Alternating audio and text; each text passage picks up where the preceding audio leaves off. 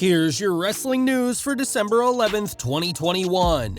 And your headlines for today include Brock Lesnar's hilarious segments on SmackDown. Is Paul Heyman coming back? What happened after SmackDown went off air? What really happened at WWE live event with Jeff Hardy finally revealed?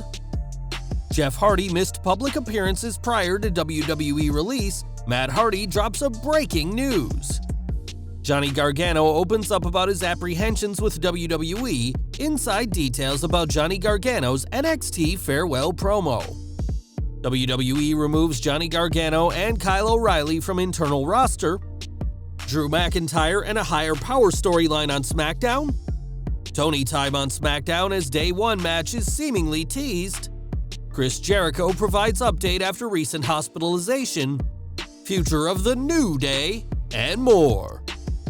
We are kicking off with SmackDown, where Sami Zayn appeared in a wheelchair following what happened last week.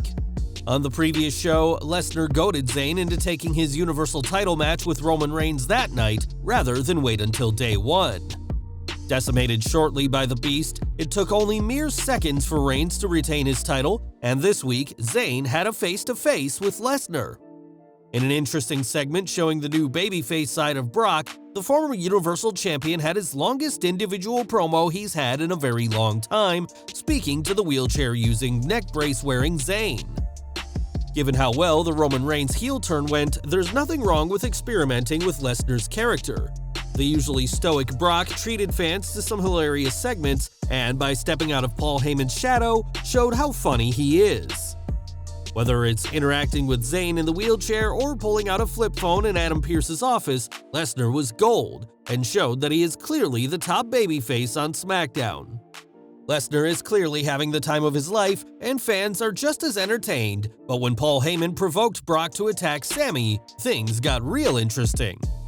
Lesnar still claims that Heyman is his advocate, and we're excited to see whose side Heyman is truly on when the two face off at Day 1. SmackDown also saw an interpromotional match as Raw Tag Team Champions RK Bro faced SmackDown Tag Team Champions The Usos and The New Day, but that wasn't the only appearance from Raw superstars. After SmackDown went off the air, the fans were treated to a massive Fatal 4-Way Dark match, pitting SmackDown Women's Champion Charlotte Flair against Raw Women's Champion Becky Lynch, Bianca Belair, and Sasha Banks.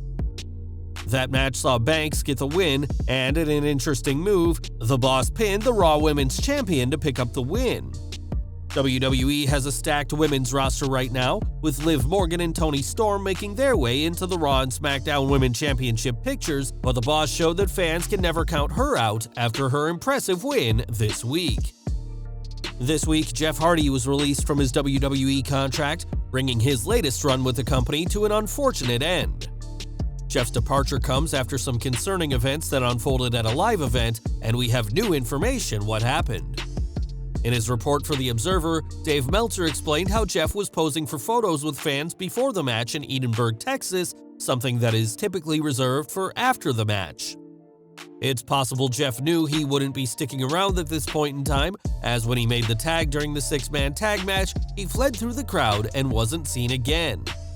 Drew McIntyre, who was tagging with Jeff on the night, thought on the fly to address the situation, grabbing a mic to say that his team seemed to be missing a member, and if found, please point him in the direction of the ring. After the show, Jeff was sent home from the tour and didn't work the Corpus Christi event as planned the next night.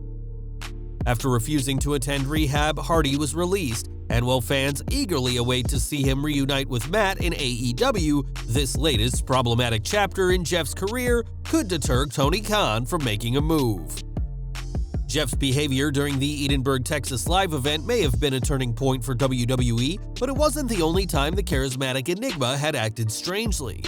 Sean Ross Sapp of Fightful reports that in recent weeks, Jeff had missed signings and appearances, and WWE would have other wrestlers step in and fill the space he left.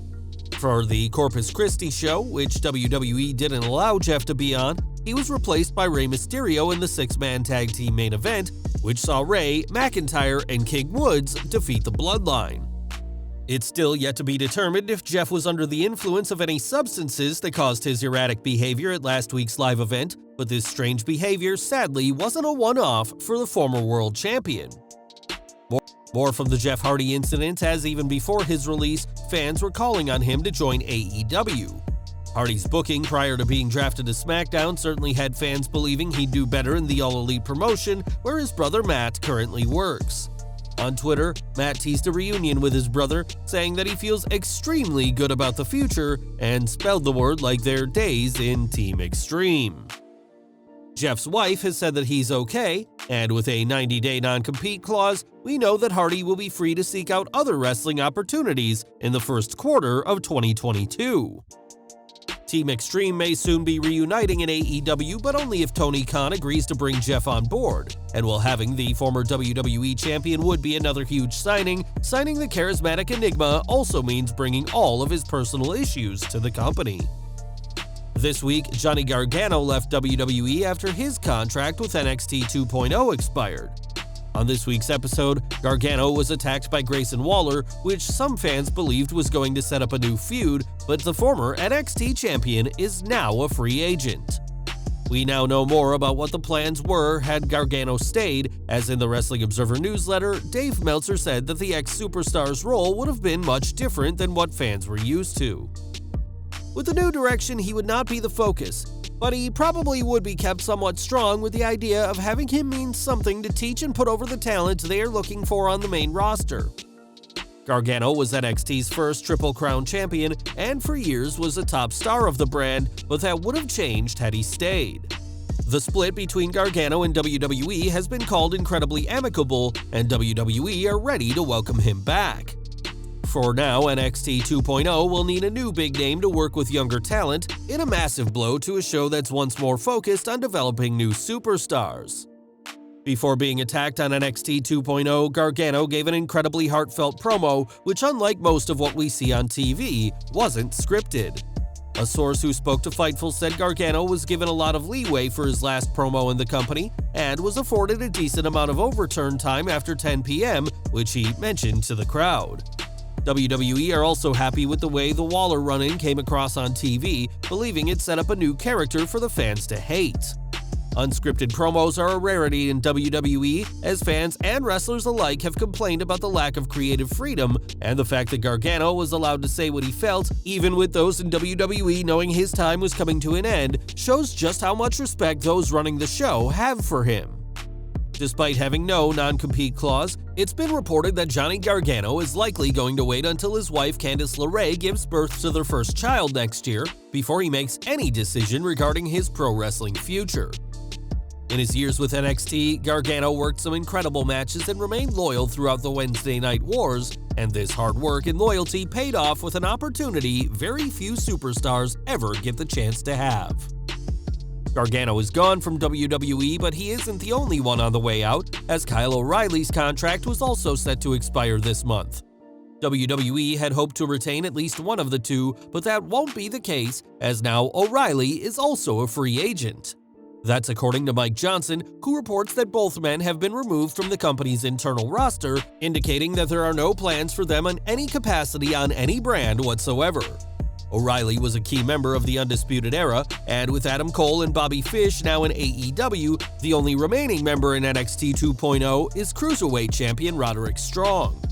O'Reilly's departure comes at an interesting time, as with him being a former ROH World Champion and three-time Tag Champion, one can't help but wonder if he'll be at tonight's Final Battle event.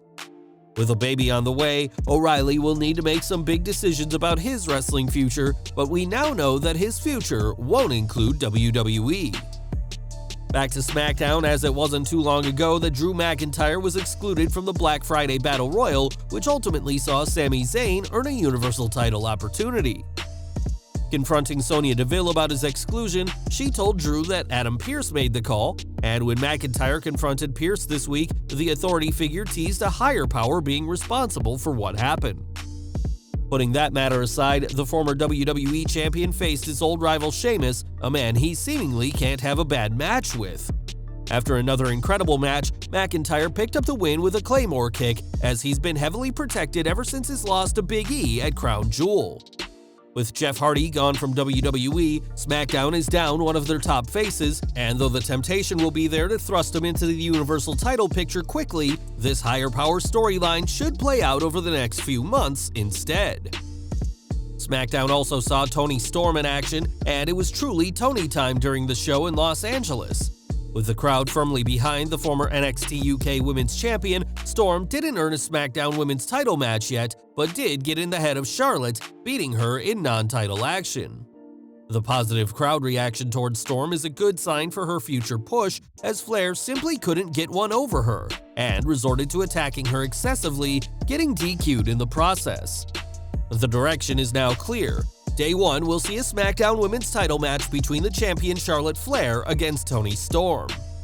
Unfortunately for Storm, it's a little too early for her. It's rare for women to debut in WWE and win their first titles within a month or two.